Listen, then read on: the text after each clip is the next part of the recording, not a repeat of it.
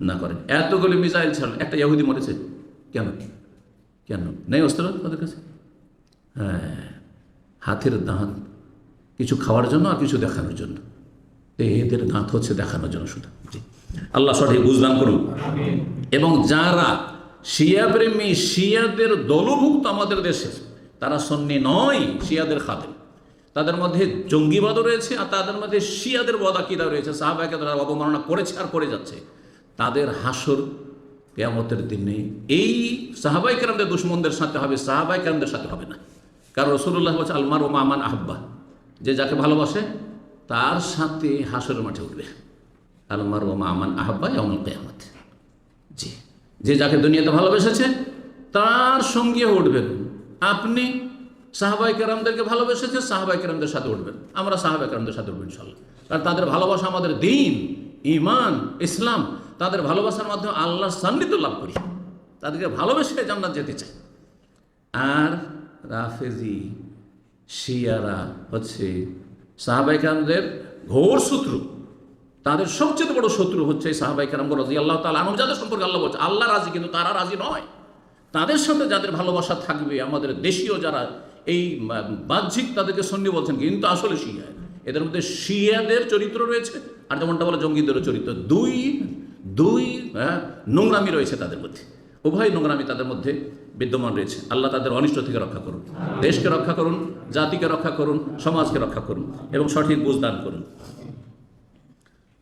তো বলছেন যে কেউ যদি সাহাবায়ে কেরামদেরকে গাল দেয়, উদ্দেশ্য নবী সাল্লাল্লাহু আলাইহি ওয়াসাল্লাম মানহানি করা, কারণ সঙ্গীরা খারাপ মানে যার সঙ্গী সে খারাপ। জি, যদি এমন হয় এই রকমই নবী সাল্লাল্লাহু আলাইহি ওয়াসাল্লাম বিবিগণকে কেউ গাল দেয়, দেখেন শিয়ারা মা আয়েশা রাদিয়াল্লাহু তাআলা আনহাকে বলে অসতী, ব্যভিচারকারিনী, নাউযুবিল্লাহ, জানিয়ে তাদের কিতাবে রয়েছে, তাদের বক্তব্য রয়েছে। কথা বোঝা গেছে? অথচ সূরা নূরে আল্লাহ অনেকগুলি আয়াত নাযিল করেছেন কার সম্পর্কে? আয়েশা রাদিয়াল্লাহু তাআলা সম্পর্কে। যারা তাই আয়াত থাকার পরে সতী সাদ দিয়ে আল্লাহ ঘোষণা করেছেন, তার পবিত্রতার কথা ঘোষণা করেছেন আল্লাহ রাব্বুল আলামিন বারবার করে। তারপরে কেউ যদি বলে যে না তিনি অসতী ছিলেন, তাহলে তারা কোরআন অস্বীকারী নয়। আর কোরআনের একটি আয়াত অস্বীকার করলে কাফের হয়। যেখানে 12টির বেশি আয়াত রয়েছে কোরআনে কারিমে মা আয়েশা রাদিয়াল্লাহু তাআলা আনহার বারাত সম্পর্কে। জি, ইন্নাল্লাযীনা জাউ বিল ইফকি উসবাতুম মিনকুম লা তাহসাবুহু শাররাল লাকুম বাল হুয়া খায়রুল লাকুম ওয়াল্লাযী তাওয়াল্লা কিবরাহু লাহু আযাবুন আলীম। যারা এই মুখ্য ভূমিকা পালন করেছে মিথ্যা অপবাদ দেওয়া, জেনার অপবাদ দেওয়া, তাদের জন্য মর্মান্তিক শাস্তি রয়েছে আল্লাহ বলেছেন। আর তারপরে আল্লাহ রাব্বুল আলামিন বিভিন্ন বিষয়গুলি তুলে ধরেছেন। জি, সুতরাং তাদেরকে চেনুন, তাদের যারা দোসর তাদেরকে চেনুন, তাদের মিত্র তাদেরকে চেনুন এবং তাদেরকে বর্জন করুন। 6 নম্বর স্থায়ী জাহান্নামে হওয়ার কারণ হচ্ছে আল্লাহর বিধান ছাড়া মানবীর উচিত বিধান দিয়ে ফয়সালা করা। এবং শুধু তাই নয়, এই বিশ্বাস নিয়ে যে মানুষের তৈরি করা আইন দিয়ে বিচার করলে এতে কি এটা বেশি যুক্তিযুক্ত, এটা বেশি ভালো, এটা জনগণের জন্য বেশি কল্যাণকর। অথবা আল্লাহর বিধান, একজন মুসলিম পাপিষ্ট যে মানব রচিত বিধান দিয়ে ফয়সালা করছে, আর বলছে যে আল্লাহর বিধান, কোরআনের বিধান আর আমাদের যে বিধান পশ্চিমা বিধান এক সমান সমান, তবুও কাফের। যে ওহির সাথে মানুষের অসার আইনকে আপনি সমান করে দিলেন, কাফের। অথবা যদি বলে যে ইসলাম দিয়ে ফয়সালা করা উচিত, চোরের হাত কাটা উচিত, কিন্তু এটাও 1 বছর জেল 6 মাস জেল, এটাও ঠিক আছে, এটাও ঠিক ওইটাও ঠিক, ওয়ালা ধর্ম যদি হয়। কথা বুঝতে পারছেন না? বলছেন যে আন্নাহু ইয়াজুজুল হুকমু বিহি, মানব রচিত বিধান দিয়ে ফয়সালা করা বৈধ, এটাও যদি মনে করে তাহলে সে কাফের। যে কোনো অবস্থা শরীয়তের চাইতে কোরআনের বিধান চাইতে সেটা উত্তম, অথবা সমান, অথবা জায়েজ, যে কোনো অবস্থায় কাফের হয়ে যাবে। তবে মানব রচিত বিধান দিয়ে একটা বিচার করছে একজন, ধরেন জজ, হ্যাঁ, একজন আপনার যে আপনার বিচারপতি, আর সে বলছে যে আমি ভুল স্বীকার করছি, আমরা পেটের জন্য চাকরি করছি, কিন্তু আমরা গুনাহগার, মানুষের তৈরি করা আইন দিয়ে বিচার করছি, তাহলে সে ফাঁসেক, তাকে কাফের বলা যাবে না। তাকে কাফের বলা যাবে না, যাতে করে ঢালাওভাবে কাফের না করেন আপনি। জি, বাড়াবাড়ি না করে, কারো ক্ষেত্রে অবিচার না। আল্লাহ রাব্বুল আলামিন বলেছেন ওমান লাম ইয়াহকুম বিমা আনজালাল্লাহু ফাউলাইকা হুমুল কাফিরুন, যারা আল্লাহর নাজিলকৃত বিধান দিয়ে বিচার না করবে তারা কাফের। সূরা মায়দা আয়াত নম্বর 44।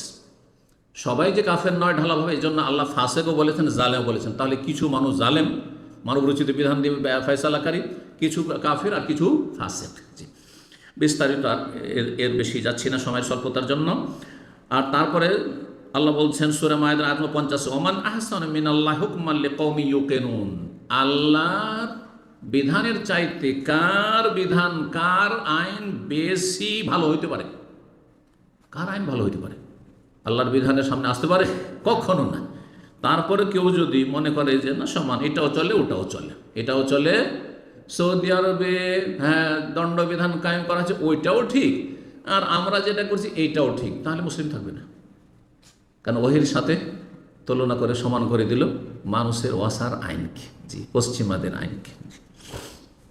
পশ্চিমের হোক অথবা পূর্বের হোক। এখন পশ্চিমের হলো না, কিন্তু চাইনার হইল, জাপানের হলো, চলবে নাকি? রাশিয়ার হইল, উত্তরের হোক আর দক্ষিণের হোক, যেখানকার মানুষের তৈরি করা আইন অচল। এইরকমই ধর আমাদের শুধু রাষ্ট্রীয় ক্ষেত্রে বলছি না, আমাদের গ্রাম্য বিচারগুলিতে ধর্মীয় বিচার হয় না, বাদ দাও। কথা বুঝতে পারছেন? দণ্ডবিধান তো দিতে পারবেন না, কিন্তু সেখানে কি জুলম অত্যাচার করা হচ্ছে। মণ্ডল মাতবর যারা বিচার করে বা মেম্বার চেয়ারম্যান অমুক তমুক, অধিকাংশ ক্ষেত্রে অবিচার করে। অধিকাংশ ক্ষেত্রে কি করে? অবিচার করে। ঘুষ খেয়ে করেছে তাহলে জানলেন, কিন্তু তার অনুভূতি আছে যে আমি অন্যায় করছি, তাহলে। কিন্তু যদি মনে করে যে এটা হালাল, যেমন একটা উদাহরণ দিই, আমার দেশে যদি ব্যবিচারে কেউ ধরা খায় গ্রাম অঞ্চলে, এই বিচার দেখেছি আমার গ্রামে ছোটোকালে, সেই জন্য বলছি। আমার বয়স তখন মাত্র 11 বছর ছিল, 11 বছর মনে পড়ছে। এক মহিলা এক পুরুষ জেনায় লিপ্ত হয়েছে, বয়স্ক, কিন্তু যে পুরুষ সে হচ্ছে গ্রামের সর্দার, হ্যাঁ প্রভাবশালী, জমি জায়গাওয়ালা, সম্পদ আছে। শুধু তাকে 15,000 টাকা ফাইন করলো, জরিমানা, 1 পয়সাও দেয়নি আজ পর্যন্ত, মরে দুনিয়া থেকে চলে গেছে। তার কাছ থেকে আদায় করতে পারেনি, দেবে। কথা বোঝা গেছে না? এটা হইল। আর যে মহিলা গরিব পরিবারের ছিল, যার ফলে সেই মহিলাকে চুনকালি মাথা নেড়া করে, চুনকালি মাখিয়ে গোটা গ্রামে গ্রামে ঢোল পিটে কি করেছে, তাকে লাঞ্ছিত করেছে। এটা হচ্ছে হ্যাঁ ইয়াহুদিদের মানবরচিত বিধান, এটা হাদিসে রয়েছে। কোনো মুসলিম যদি এই কাজটি করে আর সেটাকে মনে করে যে এটাও ঠিক, আর জেনার শাস্তি যদি অবিবাহিত হয় তাহলে 100 কোড়া, 100টি বেত রাখা, আর বিবাহিত হলে রজম, ওটাও ঠিক, তাহলে সে কাফের, সে কাফের। বের বোঝা গেছে? জি।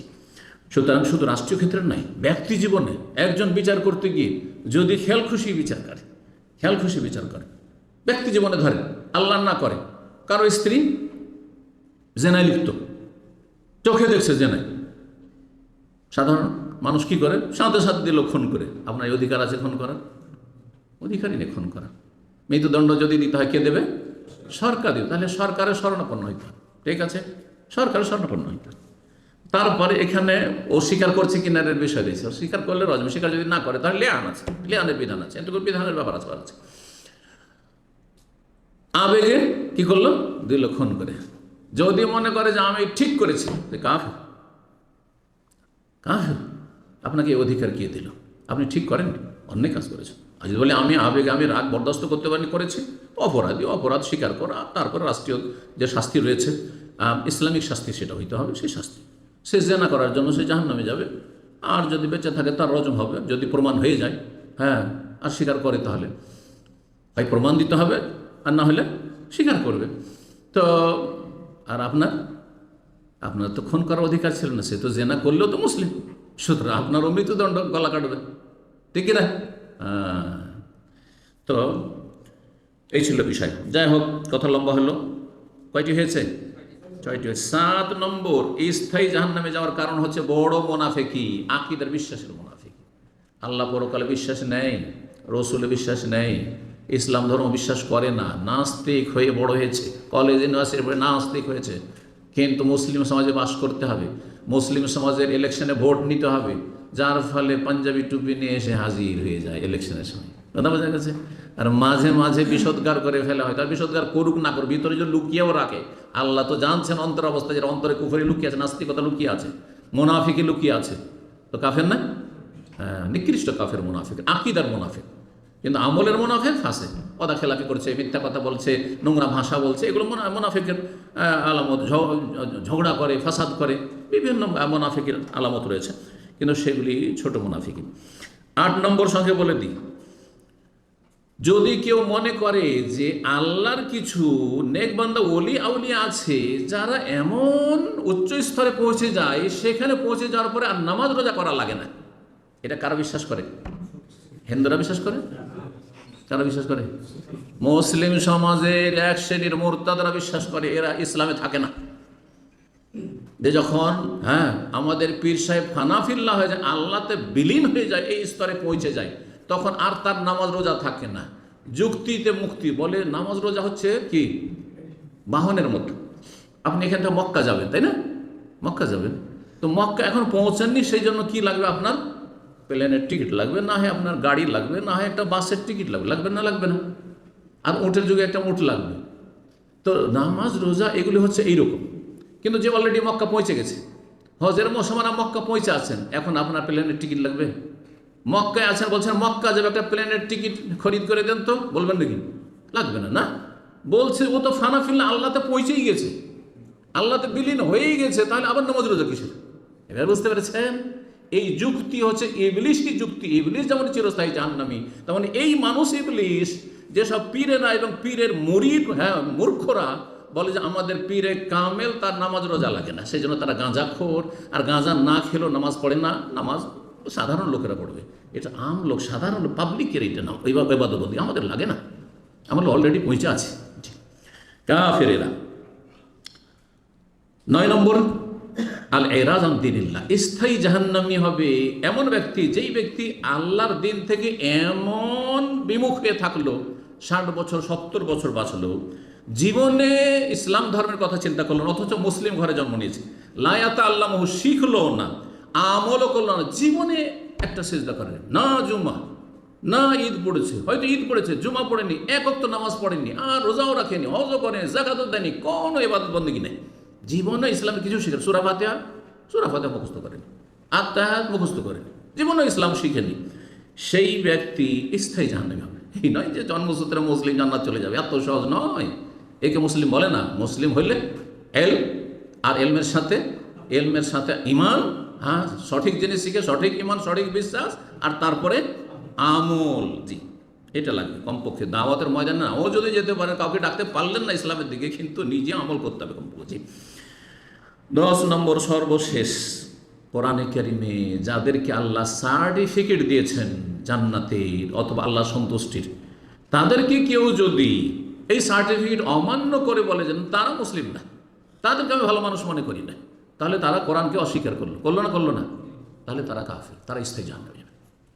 যেমন আল্লাহ বলছেন, ওয়াস-সাবিকুনা আল-আউয়ালুনা মিনাল মুহাজিরিনা ওয়াল আনসার, মুহাজির আনসার, ওয়াল্লাযিনা ইত্তাবাউ বিইহসান, যারা নিষ্ঠার সাথে তাদের অনুসরণ করবে কিয়ামত পর্যন্ত, রাদিয়াল্লাহু আনহুম, আল্লাহ তাদের রাজি, ওয়া রাদু আনহু, আর তাদের রাজি। নবী সাল্লাল্লাহু আলাইহি ওয়াসাল্লাম বলছে আবু বকর ফিল জান্নাতে, ওমর ফিল জান্নাহ, ওসমান ফিল জান্নাহ, আলীউন ফিল জান্নাহ, বলেছেন না বলেননি? আশরা মুবাশশারা 313 জন সাহাবী, বদরি সাহাবী সম্পর্কে নবী সাল্লাল্লাহু আলাইহি ওয়াসাল্লাম বলেছেন না বলেননি? ইমালু মা শি'তুম কাদ গাফারতু লাকুম। আল্লাহ বলছেন, হে আমার বদরি সাহাবীরা শোনো, 313 জন, তোমাদের সম্পর্কে আল্লাহ বলছেন 7 আসমানের ওপর থেকে, আরশ আজিম থেকে, তোমরা যা আমল করবে করো, এরপরে বদরের যুদ্ধের পরে তোমাদেরকে মাফ করে দিলাম। সুবহানাল্লাহ। তারপরে বলছে যে সারা বিশ্বের মধ্যে সবচেয়ে নিকৃষ্ট নাকি সাহাবায়ে কেরাম, নাউজুবিল্লাহ। তাহলে কোরআনকে অস্বীকার করলো, নবী সাল্লাল্লাহু আলাইহি ওয়াসাল্লামের সুস্পষ্ট হাদিসকে অস্বীকার করলো,